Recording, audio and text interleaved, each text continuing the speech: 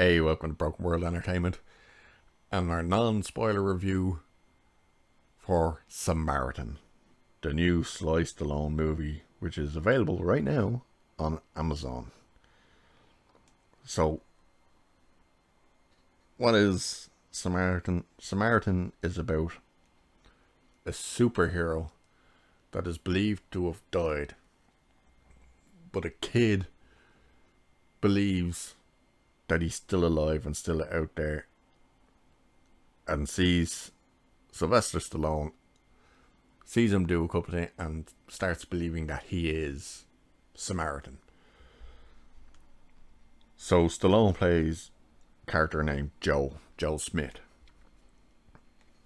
who's a garbage man, bit of a loner, and the kid, whose name is Sam, him and his mother live in the apartment block across from him.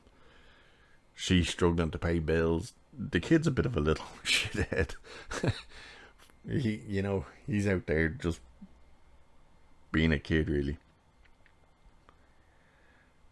Our villain of the piece of the movie is a guy called Cyrus, who wants to cause mayhem. How does he do this? Well, at the very beginning of the movie, we're told about these two young boys, twin brothers, who started to discover they had powers, basically. Super strength. How did they discover this? Well, they were getting bullied in school and they didn't know that they had this strength and were accidentally starting to hurt people. In retaliation, the bullies and other people who started to fear them tried to kill them. So they burnt their house down, but all it ended up doing was killing their parents. So as they grew up, Joe, or Stallone, one brother became Samaritan. A good guy. He wanted to do good with his strength. Whereas the brother grew a pure hatred for what happened and becomes the villain, or became a villain, and he called himself Nemesis.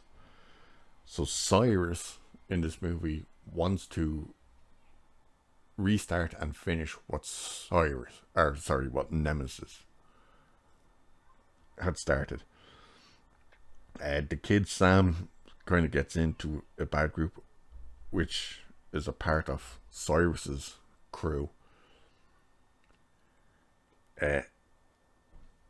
He does a few things that he shouldn't have. Gets the ire of a couple of the guys from Cyrus's group who start beating him down. You've seen this in the trailer where he's getting beat down. Stallone sees it, goes over, throws them, and that's where he sees, hang on, how can he do that? Unless he's Samaritan.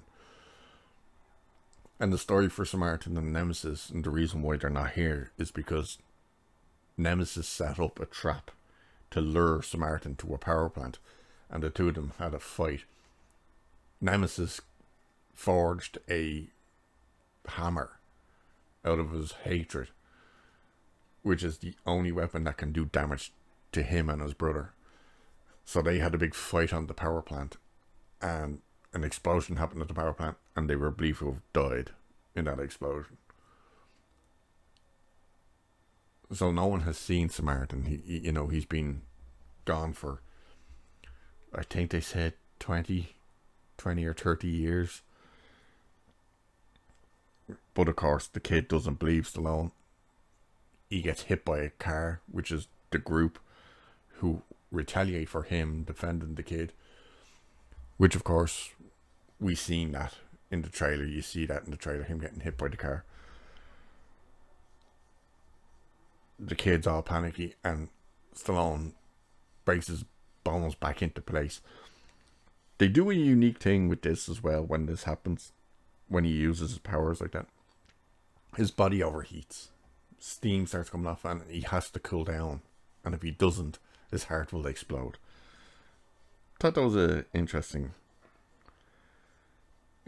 twist to that type of character. It's a very small, basic film, you know. It's got a story that's very easy to follow. Characters that you understand their motive. The kid, Sam, he's a little more difficult to kind of follow because he does a few things that doesn't make sense for what they kind of set up for him. But at the same time, it's a kid, so you kind of go, maybe it's just because he's a kid. The best way to describe the movie is kind of without it being as bleak as this one, but it's kind of in the same vein where it's a world where you wouldn't expect the heroes or people with these abilities to be, would be compared to something like Unbreakable. When you first saw Unbreakable, you know, particularly when you saw the trailers, you hear, oh, there was a train crash and Bruce Willis's character was the only survivor. You don't realise, and you're not told until later, that it's like, oh, he survived multiple things even when he was a kid. That's kind of the thing they've set up with this, is that, you know, they weren't genetically altered or anything. The two twins just accidentally discovered one day that they had these powers. So it's kind of real world building, if you want, where there's not like people in capes and all that type of stuff sitting around.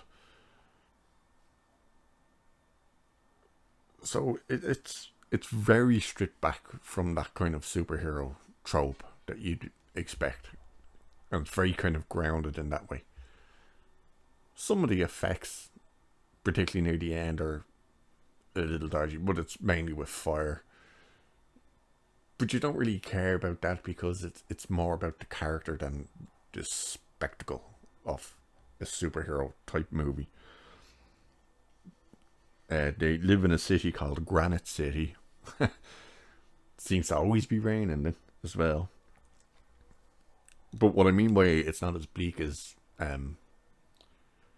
Unbreakable is that the kind of tone that's in Unbreakable isn't there. You know, there is some humor and stuff in this, not like Marvel humor, but just kind of subtle humor. But yeah, I really liked it.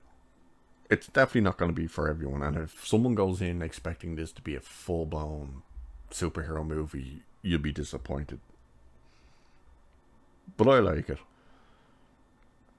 and I think it's definitely worth a watch. So if you've watched it, let me know what you think of it. Do you plan to watch it? Do I want sequels to it?